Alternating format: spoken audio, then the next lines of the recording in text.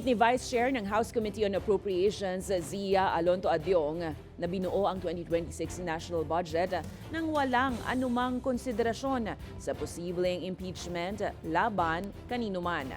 Ito ay matapos tuligsain ni Adyong ang pahayag ni Senator Amy Marcos na may bilyong-bilyong pork barrel umano sa 2026 budget na umano'y nakalaan para sa posibleng pagbuhay ng impeachment proceedings laban kay Vice President Sara Duterte. Ani Adyong, hindi umiikot para lang sa iisang tao ang pagbuo ng budget sa Kamara.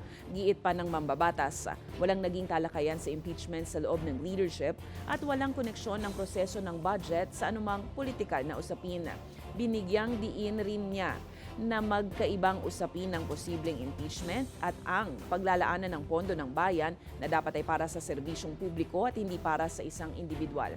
Naghahanda naman na ang ilang civil society groups na maghain ng panibagong impeachment complaint laban kay VP Sara sakaling magpasya ang Korte Suprema laban sa apela na baliktarin ang desisyon nito na nagpawalang bisa sa mga articles of impeachment na inihain ng House of Representatives February 5 nung nakaraang taon.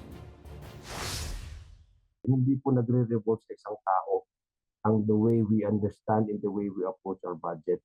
Hindi ko alam kung bakit ang ating senadora ay nagre-revolt ang kanyang mundo sa isang tao. Pero hindi po kami ganun in the House of Representatives.